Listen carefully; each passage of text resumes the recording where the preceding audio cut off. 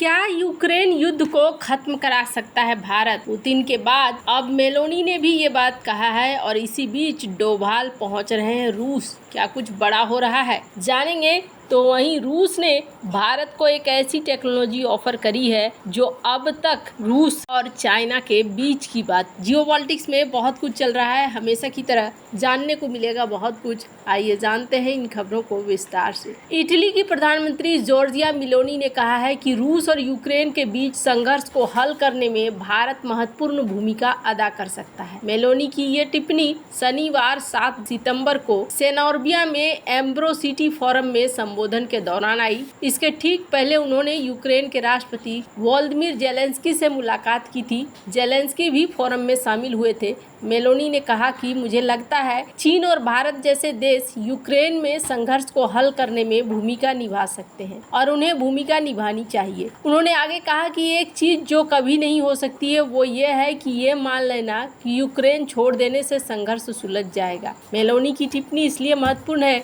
क्योंकि रूस के खिलाफ युद्ध में इटली ने यूक्रेन का मजबूती से समर्थन किया है। उसने कीव को रूसी सेना से लड़ने के लिए हथियार उपलब्ध कराए हैं। हालांकि इसके साथ शर्त रखी है कि इन हथियारों का प्रयोग केवल यूक्रेनी क्षेत्र में किया जाएगा। मेलोनी की टिप्पणी की टाइमिंग भी बहुत महत्वपूर्ण है। यह रूसी राष्ट्रपति व्लादिमीर की टिप्पणी की उस टिप्पणी के बाद आई है जिसमें उन्होंने सुझाव दिया था कि भारत, चीन और ब्राजील को यूक्रेन पर संभावित शांति वार्ता में मध्यस्थी की भूमिका निभा सकता है। रूस की सरकारी समाचार एजेंसी टास के अनुसार यूक्रेन युद्ध पर पुतिन ने कहा था कि हम अपने उन मित्रों और साझेदारों का सम्मान करते हैं जो ईमानदारी से इस संघर्ष को हल करने की कोशिश कर रहे हैं, विशेष रूप से चीन, ब्राजील, भारत। हम इस मुद्दे पर लगातार अपने दोस्तों के साथ संपर्क में हैं। पुतिन ने युद्ध के शुरुआती हफ्तों में इस्तांबुल में हुए बातचीत के दौरान रूसी और यूक्रेनी वार्ताकारों के बीच हुए प्रारंभिक समझौते का भी जिक्र किया। ये समझौता कभी लागू नहीं किया गया। उन्होंने कहा कि ये प्रस्ताव भविष्य की चर्चाओं के आधार पर काम करता है। रूस और यूक्रेन युद्ध में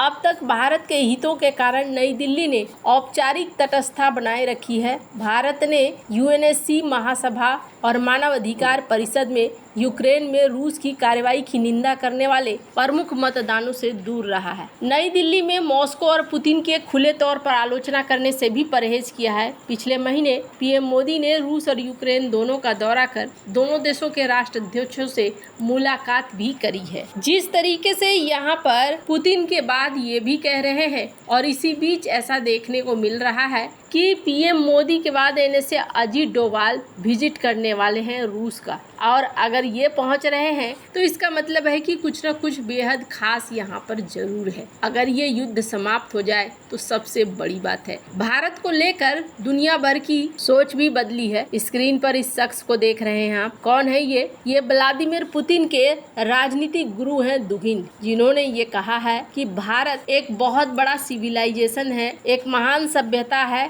और भारत जिस तरीके से नेतृत्व ले रहा है वो नेतृत्व बहुत ही तारीफ के काबिल है। इन्होंने कहा कि मल्टीपोलर वर्ल्ड में भारत भी एक पोल है, एक ध्रुव है आज के डेट में। ये भारत के महत्व को बतलाता है। वहीं रूस के जो विदेश मंत्री हैं सर्गेई लावरोव, उन्होंने इस बात को कहा कि देखिए पीएम मोदी ने यूक्रेन में जेलेंस्की से मुलाकात करी तो ये साबित किया कि जो बड़े लोग होते हैं, जो अच्छे लोग होते हैं, वो उस तरीके से व्यवहार नहीं करते हैं जिस तरीके से जेलेंस्की ने किया था। जब पीएम मोदी रूस आए थे तो जेलेंस्की ने कहा था कि सारी शांति की संभावनाओं को ही खत्म कर दिया भारत ने, लेकिन जब वो यूक्रेन गए तो उन्होंने बताया कि देखो जो अच्छे लोग होते हैं वो किस तरीके से व्यवहार करते हैं। अब सवाल ये उठता है कि क्या इस युद्ध में शांति की संभावना है? तो मैंने पहले भी कहा है कि इस युद्ध में शांति के लिए बहुत सारी चीजें चाहिए और एक साथ चाहिए,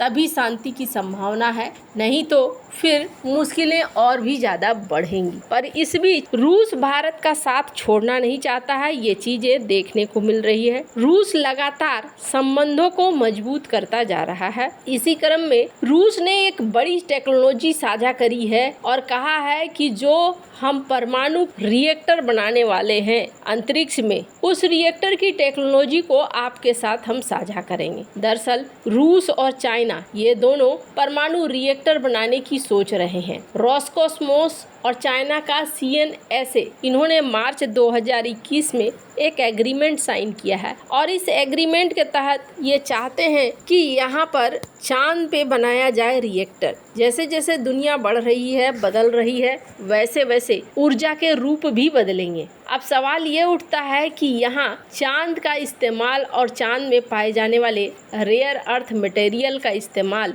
ये बहुत ज़्यादा महत्वपूर्ण हो जाता है कि इसको कैसे किया जाएगा। यहाँ एक चीज़ देखने को मिल रहा है कि मून के रेस में दुनिया का जो भी दिग्गज देश है सब लगे हुए हैं। स्क्रीन पर एक आर्टिकल देखिए, नासा ने $116 मिलियन का एक कॉन्ट्रैक्ट किया है एक मशीन बनाने के लिए और ये मून के साउथ पोल में 2027 तक इस तरह की मशीन ले जाना चाहते हैं। ये मशीन क्या काम करेगी? तो माना जा रहा है ये मशीन सतह को लेकर बहुत सारी जानकारियां अमेरिकी मिशन को देंगी। सिर्फ इतना ही नहीं, अब ये तो नासा जुपिटर के मून के लिए भी एक मिशन को लॉन्च कर रहा है। ये लोग अब पृथ्वी से बाहर निकल रहे हैं और पृथ्वी से बाहर निकलकर मून की तरफ बढ़ रहे हैं। एक रेस यहाँ पर भी लगी हुई है। रूस की तरफ से जो ये बात कही जा रही है ये बहुत बड़ी बात है और रूस बहुत बड़ी चीज शेयर करने की बात कर रहा है। अगर अमेरिका की बात करें हम, तो अमेरिका से अभी तक भारत को ऐसा कोई बहुत बड़ा ऑफर नहीं मिला है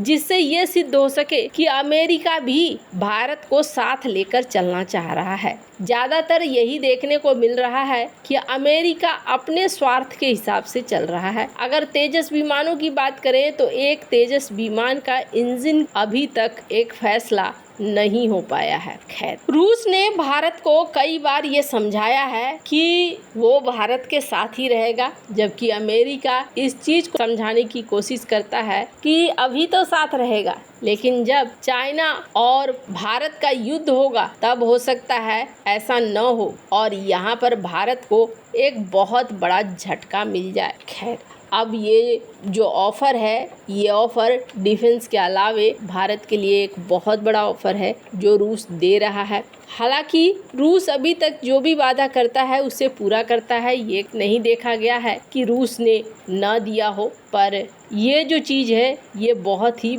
बड़ी चीज़ है। माना जा रहा है कि रूस के रोसोटोम के नेतृत्व में इस परियोजना को बनाया जाएगा और टास्क के मुताबिक रोसोटोम के प्रमुख एलेक्सी लिक्चेव ने कहा है कि चीन और भारत चांद पर ऊर्जा के इस स्रोत को बनाने के लिए उत्सुक है। ईस्टर्न इकोनॉमिक फोरम में कहा कि हमें चंद्रमा पर आधे मेगावाट तक की क्षमता वाला परमाणु ऊर्जा संयंत्र का विकल्प बनाने को कहा गया है। वैसे अंतर्राष्ट्रीय समुदाय की भागीदारी के साथ हमारे चीनी और भारतीय साझेदारों में बहुत रुचि है। हम कई अंतर्राष्ट्रीय अंतरिक्ष परियोजनाओं की नींव रखने की कोशिश कर रहे हैं। 2036 तक इसकी तैनाती चंद्रमा पर होगी, ये माना जा रहा है। पहले रूस और चीन इसके साथ मिलकर काम कर रहे हैं और भारत भी चांद के तरफ बढ़ रहा है। माना जा रहा है कि भारत भी 2035-2045 के बीच में एक बेस बना लेगा चांद के पास। वैसे आपको क्या लगता है? इन सब मामले में आपकी क्या राय है? कमेंट कर जरूर बताएं। जल्द मिलते हैं अगले वीडियो में नई खबर के साथ।